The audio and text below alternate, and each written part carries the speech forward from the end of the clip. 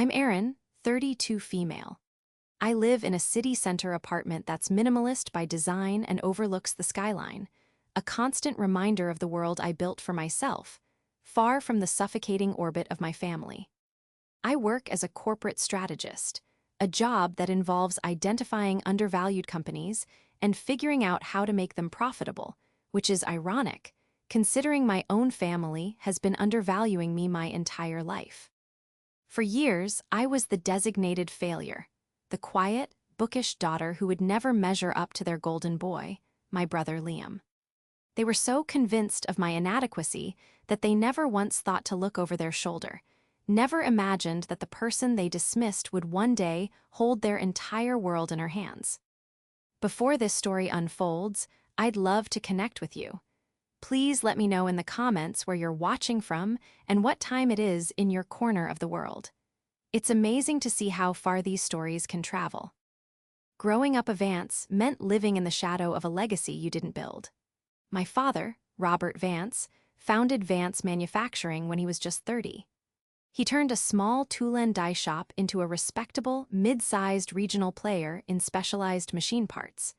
He was a man carved from granite, all hard angles and stern pronouncements, whose approval was the sun everyone in our family orbited. My mother, Catherine, was the perfect complement, graceful, socially adept, and fiercely protective of the family's image. Her primary role, it seemed, was to smooth over my father's rough edges and, more importantly, to champion my younger brother, Liam. Liam was born with a crown on his head that only our parents could see. He was charming, athletic, and had our father's confidence without any of the work ethic that supposedly built it. While I spent my childhood with my nose in books, fascinated by systems and numbers, Liam was out breaking school sports records and charming the parents of his many girlfriends. Our home was a gallery of his achievements. Trophies lined the mantelpiece, photos of him crossing finish lines adorned the walls. My academic awards, on the other hand, were quietly placed in a box in the attic, as if they were quaint, slightly embarrassing hobbies. "That's nice, Erin," my father would say, barely glancing up from the newspaper when I brought home a perfect report card. But when Liam won a local tennis tournament, a celebratory dinner was held at the most expensive restaurant in town. The message was clear and consistent. Liam was the heir and I was other. He was being groomed to take over Vance Manufacturing, while my future was a vague, uninteresting question mark. "Erin is the smart one," my mother would tell her friends with a tight smile. "She'll find a nice, stable job somewhere, maybe an accountant." It was never said with pride, but with a kind of pity, as if my intelligence were a congenital defect that made me unsuitable for the grand stage of the family business. I remember being 12 and creating a detailed proposal for a more efficient inventory system for the company after my dad complained about warehouse costs. I'd spent weeks on it, using library books to learn the basics of logistics. When I presented it to him, he patted me on the head. "Leave the business to the businessmen, sweetie," he said, dismissing my color-coded charts without a second look. 6 months later, he paid a consultant $20,000 to implement a system that was nearly identical to mine. He praised the consultant as a genius. I never showed him another idea again. As we grew older, the disparity only deepened. Liam went to a big state university on a partial sports scholarship, majored in business, and scraped by with a C average. His summers were spent in a token internship at Vance Manufacturing, where he was notorious for 2-hour lunches and leaving early on Fridays. When he graduated, a VP position was created for him out of thin air. He was given a corner office, a generous salary, and the title Vice President of Business Development, though no one was quite sure what he developed besides his golf handicap. Meanwhile, I earned a full academic scholarship to a top-tier university, majored in economics and finance, and graduated summa cum laude. My parents attended my graduation, but they seemed more interested in the campus architecture than the ceremony itself. They left before my name was even called to catch a flight for Liam's 21st birthday celebration in Vegas. The few times I tried to discuss my career aspirations with them, the conversation was quickly rerouted back to Liam. "Oh, that sounds complicated, Aaron," my mother would say, her eyes glazing over as I explained my work in market analysis. "Did we tell you Liam just landed the Henderson account?" The Henderson account, I would later learn, was a legacy client who had been with my father since the beginning and would have stayed even if Liam H. Ad submitted his proposal in crayon. Every one of his wins was a carefully curated illusion, propped up by my father's connections and the hard work of long-suffering employees. I was the ghost at the family table, an invisible spectator to the Liam show. I'd sit through holiday dinners listening to endless praise for my brother, my own successes, a promotion, a major project, an award going completely unmentioned. It wasn't malicious, not in an obvious way. It was worse. It was a complete and total indifference to my existence beyond a superficial familial obligation. They didn't see me because they had never bothered to look. And that indifference was the fertile ground where my ambition took root. I couldn't earn their respect the traditional way, so I decided I would have to build a world for myself so large that they couldn't ignore it. The final, definitive break happened when I was 25. I had been working at a prestigious investment firm for 3 years, quickly rising through the ranks. My specialty was corporate restructuring. I could look at a struggling company's balance sheet and see a path to solvency that no one else could. It was a skill I had honed since I was that 12-year-old girl with her logistics proposal.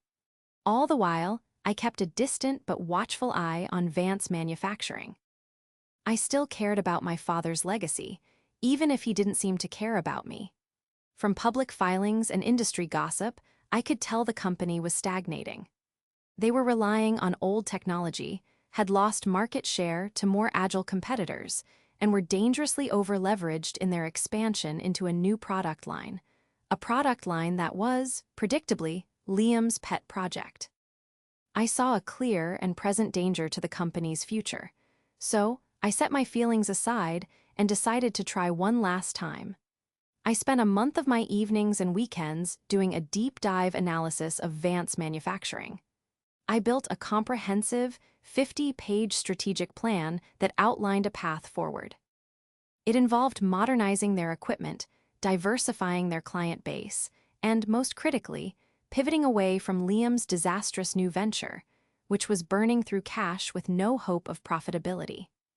I detailed a plan for a phased shutdown of that division that would minimize losses and allow the capital to be reinvested into their core, profitable operations.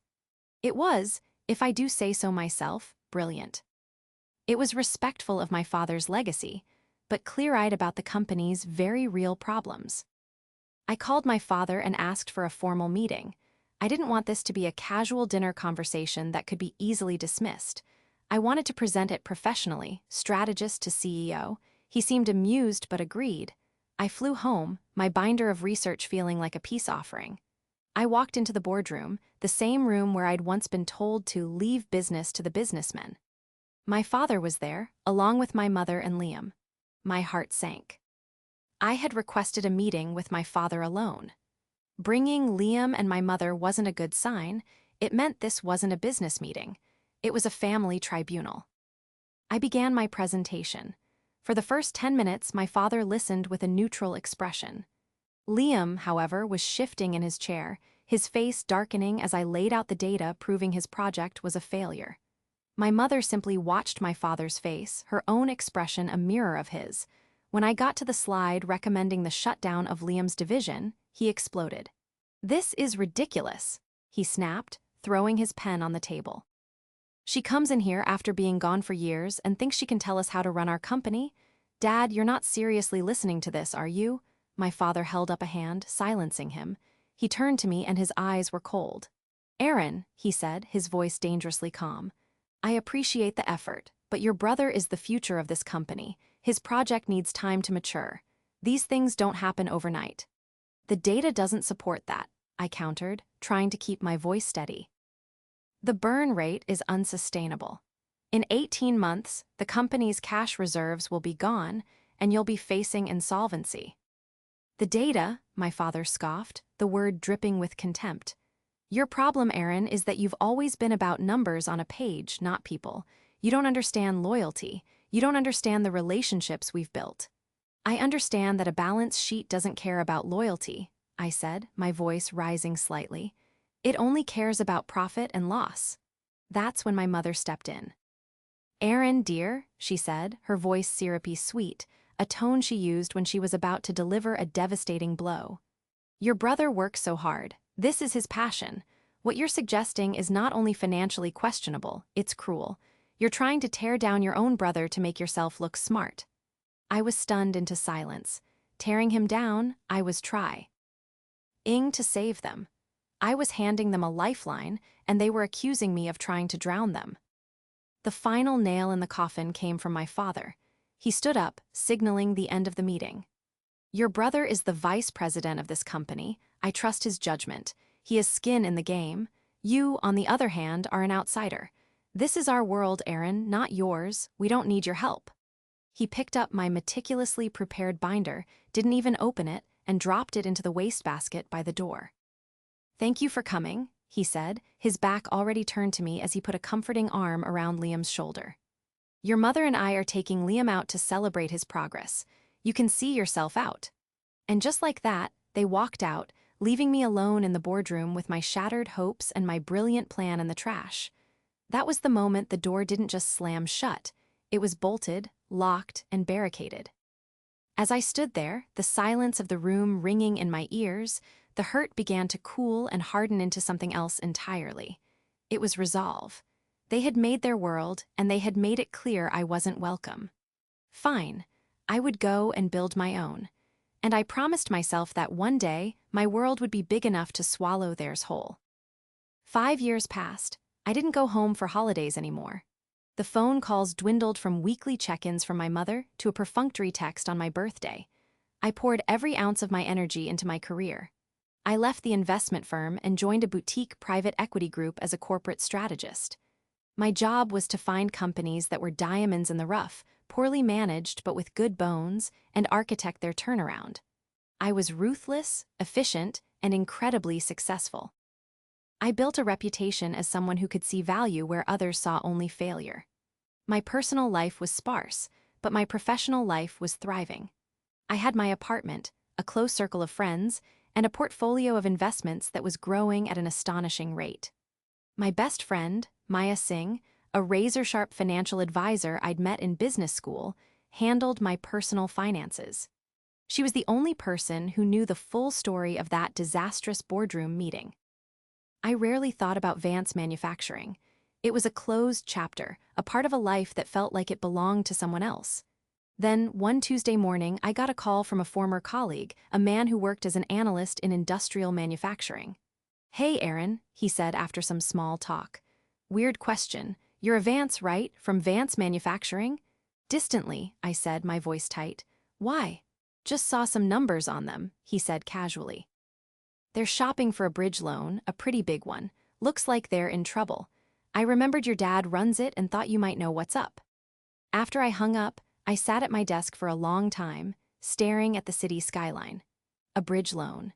That was a short-term, high-interest loan companies took when they were desperate for cash to survive until a larger, more permanent financing solution could be found. It was a sign of significant distress. They had made it past my 18-month prediction, which meant my father must have pumped his own money into the company to keep it afloat. But now, it seemed the reckoning was finally arriving. I felt a strange, cold curiosity. It wasn't about saving them anymore. That ship had sailed and sunk 5 years ago in that boardroom. This was different. This was the strategist in me, the part of my brain that loved solving complex puzzles. I wanted to see the data. I wanted to know just how bad it was. I called Maya. Can you do some digging for me? I asked. Discreetly, Vance Manufacturing. I want to know everything. Debt load, cash flow, credit rating, everything. Aaron, she said, her voice cautious. Are you sure you want to open that door again? I'm not opening it, I replied. I'm just looking through the keyhole. Maya was brilliant. Within 48 hours, she had a preliminary file for me. What I saw was worse than I could have imagined. The company wasn't just stagnating, it was actively dying. Debt was through the roof. Profit margins were razor-thin. They had lost 2 of their biggest clients in the last year, and their credit rating was just one step above junk status. Liam's failed product line, the one I had warned them about, had been a financial black hole, costing the company millions before it was finally, quietly discontinued 2 years too late. But the numbers didn't fully add up. The business was performing poorly, yes, but the cash burn was disproportionately high. There was a leak somewhere, a drain on the company's resources that went beyond simple mismanagement. It felt personal, deliberate. "There's more here," I told Maya over coffee as we reviewed the documents. "This isn't just bad leadership. This is rot." I decided to go deeper. Using my firm's resources and some of my own capital, I engaged a forensic accounting team, telling them it was a potential acquisition target I was vetting. I needed them to go through every public filing, every press release, every industry report from the last 5 years. I wanted a complete picture of the company's health. While they worked, I started making quiet calls to my own network of contacts in the manufacturing sector. I spoke to suppliers, distributors, even a few former mid-level employees of Vance Manufacturing. The stories they told painted a grim picture. My father, once a sharp and respected businessman, had become withdrawn and resistant to change, delegating more and more to Liam. And Liam was running the company into the ground. He was known for his arrogance, his lavish spending on client entertainment that never seemed to result in new business, and his complete incompetence in operational matters. Morale was at an all-time low. The best employees had already jumped ship. The forensic accounting report came back 3 weeks later. It was a thick, spiral-bound document that felt as heavy as a tombstone. I read it in my office late one night, the city lights twinkling outside my window. And there it was, on page 37, under the heading, Anomalous Executive Expenditures. A series of shell companies, registered in Delaware, were billing Vance Manufacturing for consulting services. Millions of dollars over 5 years, paid out for vaguely defined work with no discernible deliverables. The payments were all authorized by one person, Liam Vance. It wasn't just mismanagement, it was theft. My brother, the golden child, the chosen heir, was systematically bleeding our family's company dry to fund his own extravagant lifestyle. My father was either complicit or so willfully blind that he couldn't see the viper in his own nest. And that's when the last vestiges of familial sentiment I had left for them evaporated.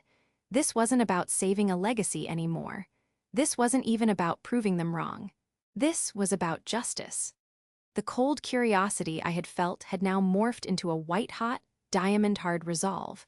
They had built their world on a foundation of lies and arrogance, and I was going to be the one to kick it all down. The forensic accountant's report was the map, but I needed to walk the trail myself. Discovering Liam's scheme wasn't enough. I needed irrefutable proof, a chain of evidence so strong that even my mother's powers of denial couldn't break it. My objective had crystallized. I wasn't just going to expose him. I was going to take away the very thing he was destroying, the source of his power and my family's pride, the company itself. But to do that, I had to understand exactly where every stolen dollar had gone.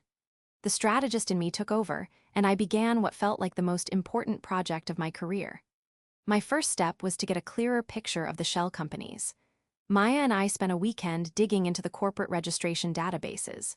The companies, 3 of them with bland, corporate-sounding names like Apex Strategic Solutions and Pinnacle Growth Consultants, were little more than mailboxes. They had no employees, no websites, no physical addresses beyond a P.O. box in Wilmington. But they all had one thing in common: the date they were incorporated. All 3 were established within a month of Liam being promoted to vice president. He had started his scam almost immediately. My next move was to trace the money out of the shell companies. This was harder. It required subpoenas and legal authority I didn't have. So I had to get creative. I hired a private investigator, a discreet and highly recommended professional named Mr. Davies. I told him I was a potential investor performing due diligence on the company's executive team. My specific interest, I said, was in the lifestyle and financial activities of one Liam Vance.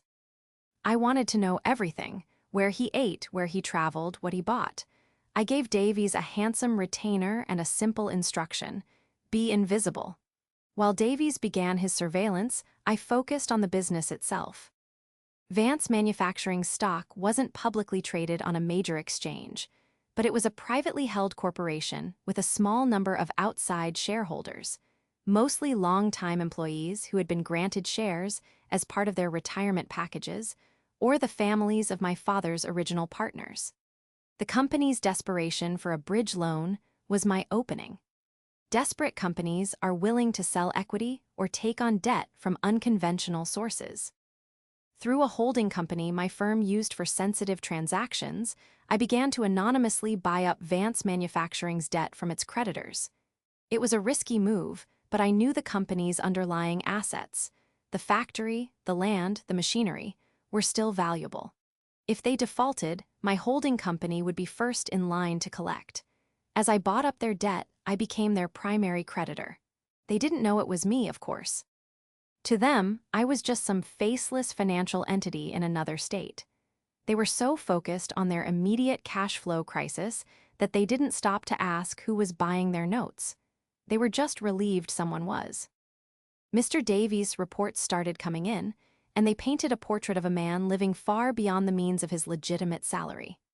There were receipts from five-star hotels in Miami and Aspen, credit card statements showing purchases of designer watches and custom-tailored suits, and wire transfers to a high-end car dealership for a sports car that I knew Liam kept parked in a private garage.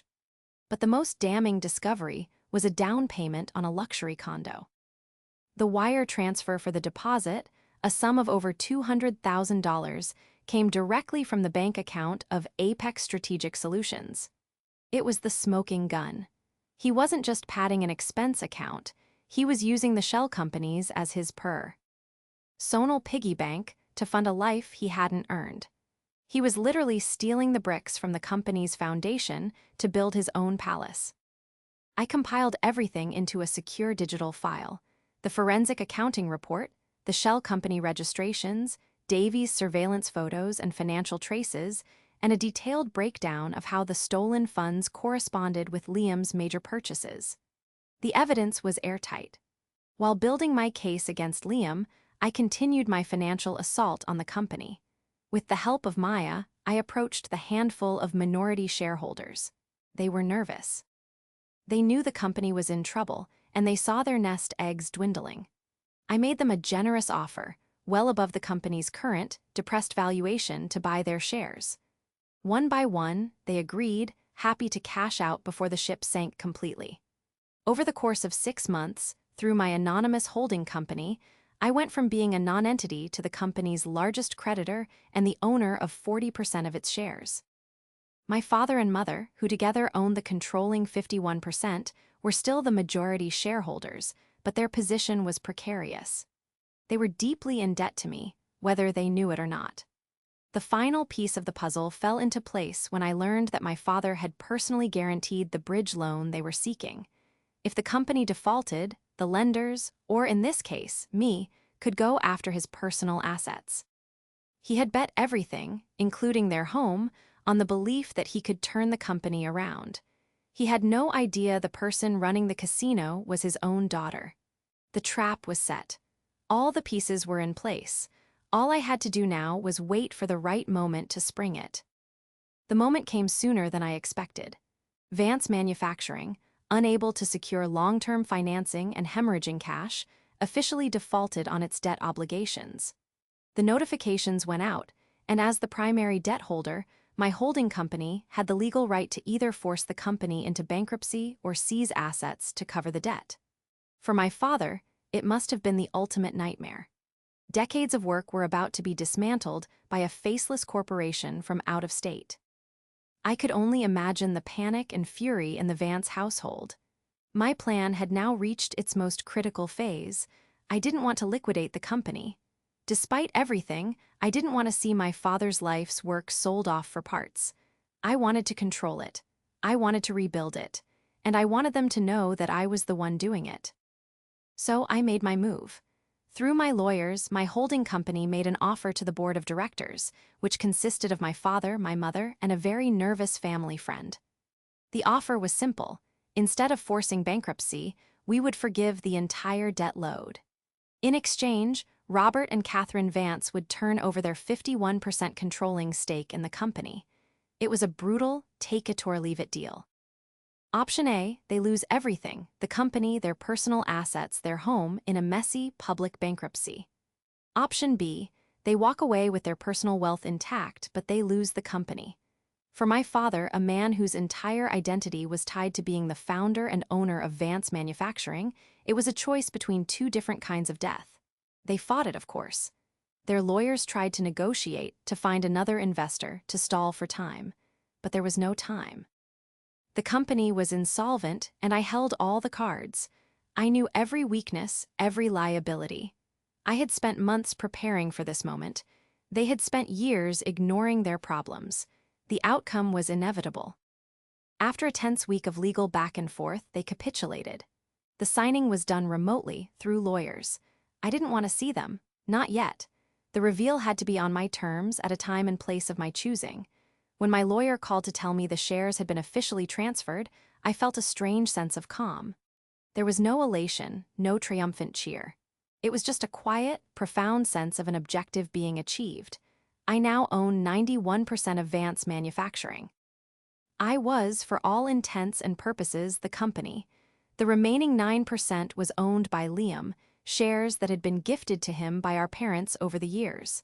I left his shares untouched. For now. The transition of power was swift and silent. The public announcement was deliberately vague, stating only that Vance Manufacturing had undergone a financial restructuring and was now under new ownership by a private investment group. My name was nowhere to be found. The first thing I did as the new owner was install an interim CEO, a trusted former colleague of mine, a turnaround specialist named Marcus Thorne.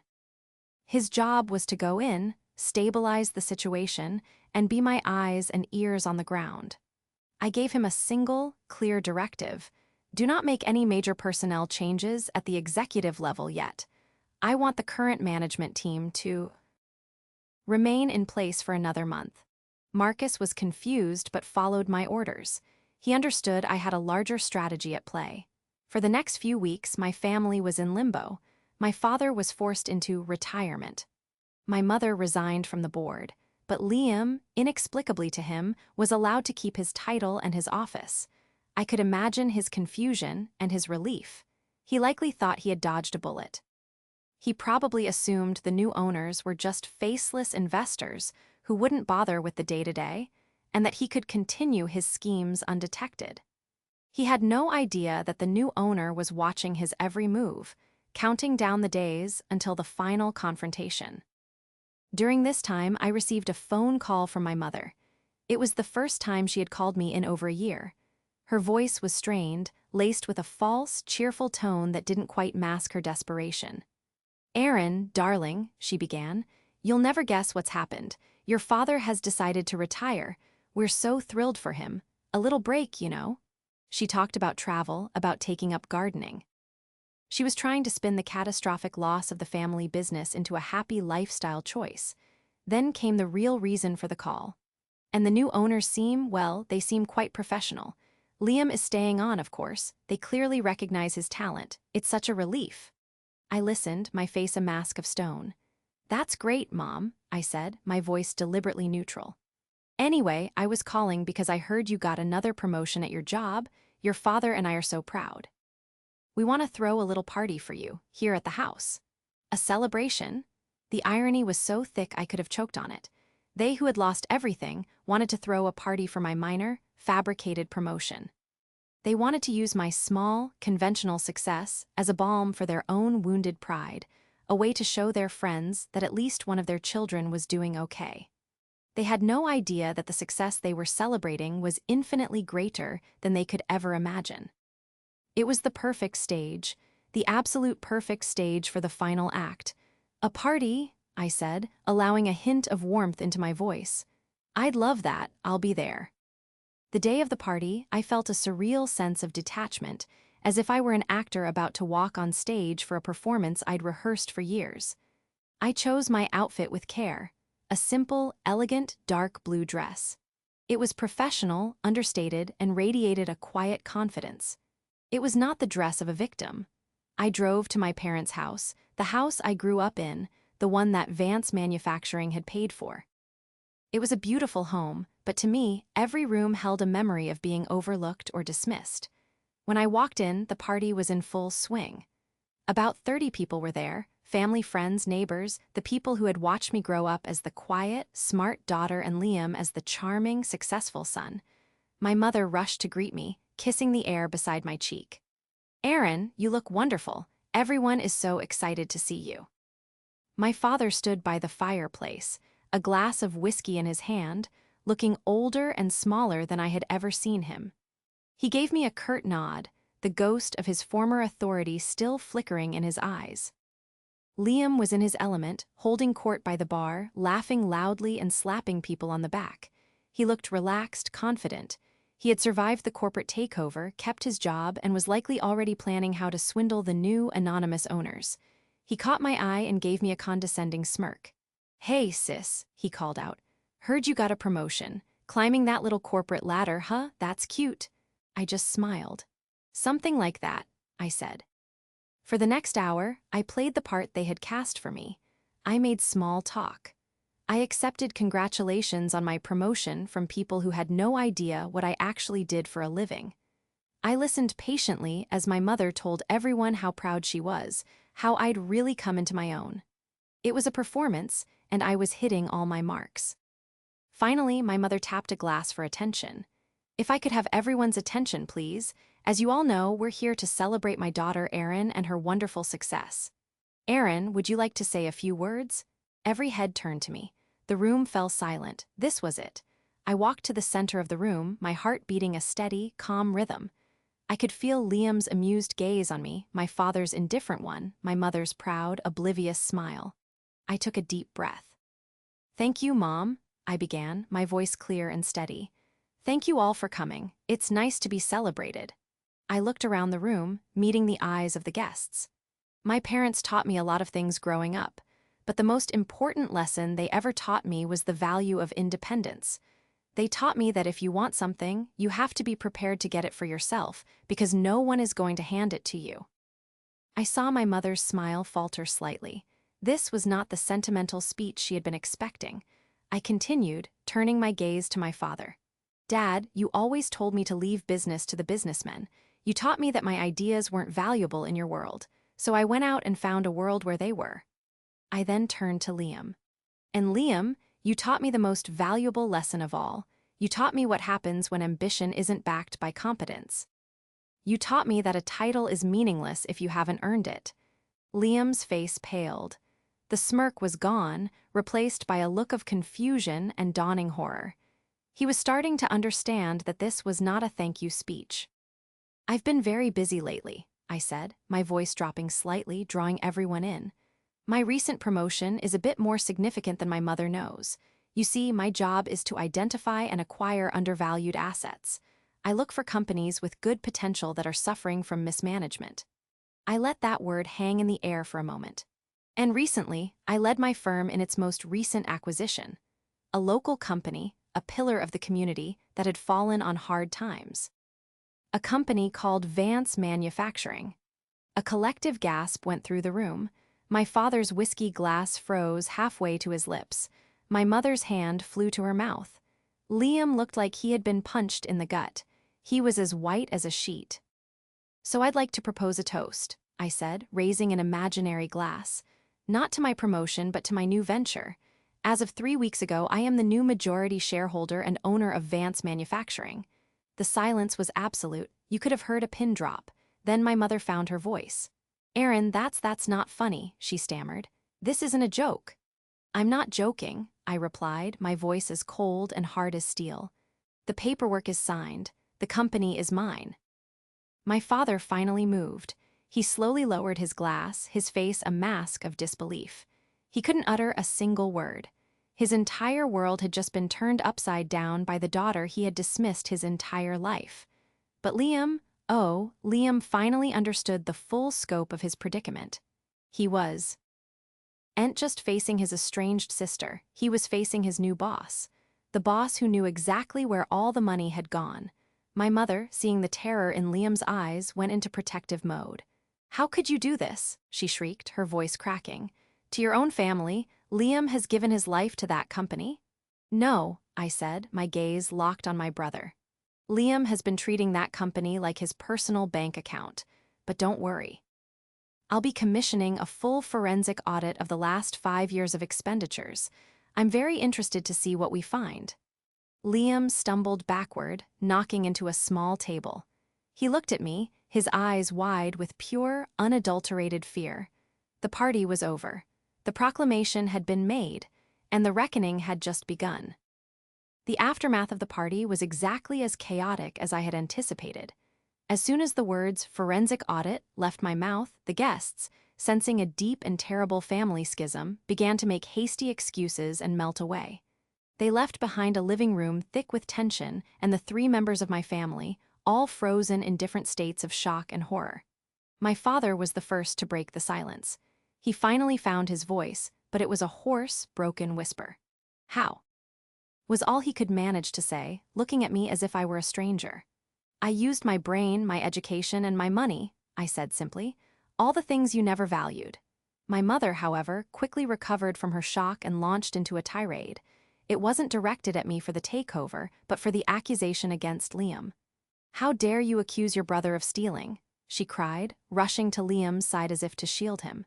"He has worked tirelessly. You're just jealous." "You've always been jealous of him." Liam, for his part, said nothing. He couldn't. The evidence I hinted at was real, and he knew it. He just stared at me, his face a mixture of terror and hatred. He was a cornered animal. I didn't engage with my mother's hysterics. There was no point. I simply looked at Liam and said, "Your desk needs to be cleared out by 9 a.m. Monday morning.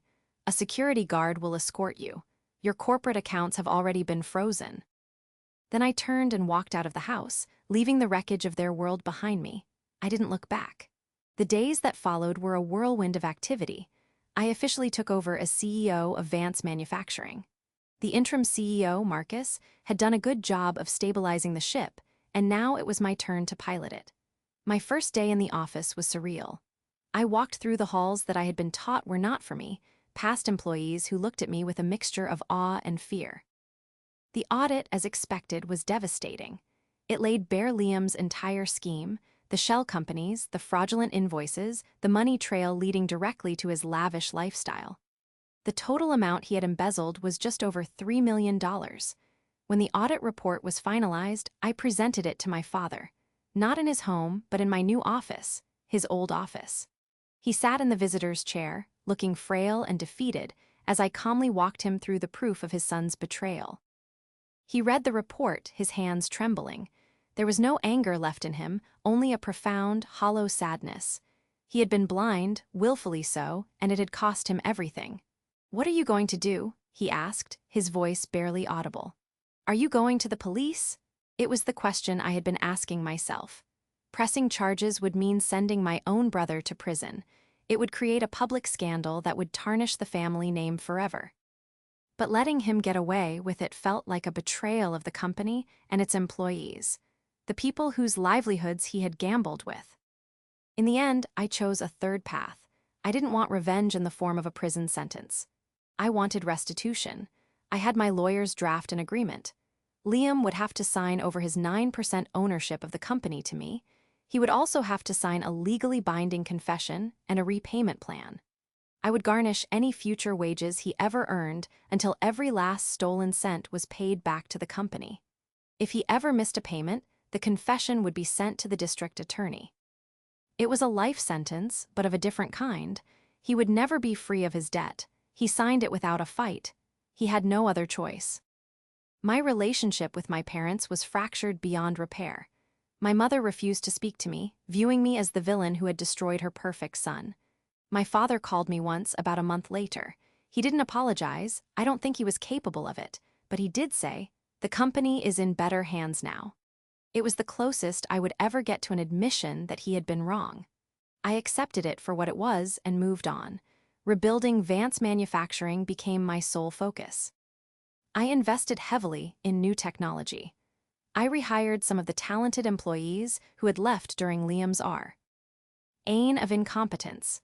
I visited every client, old and new, and rebuilt the trust that had been broken. It was hard work, grueling at times, but for the first time in my life, I felt truly fulfilled.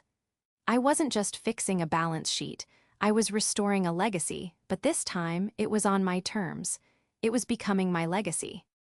Today, 2 years later, the company is more profitable than it has ever been. We are innovators in our field, respected and financially secure. I still live in my minimalist apartment overlooking the skyline. I haven't seen my brother or spoken to my mother since that day. I have lunch with my father once a month. Our conversations are polite, distant, and carefully confined to the weather and the performance of the company. The victory wasn't in the confrontation at the party. It wasn't in the fear in Liam's eyes or the silence from my father. The real victory is the quiet hum of the machinery in the factory, the pride in the employees' faces, and the knowledge that I built this. I didn't do it for revenge. I did it for the 12-year-old girl with her color-coded charts, the one who was told to leave business to the businessmen. I did it to prove, once and for all, that I belonged in the room. Not just in the room, but at the head of the table.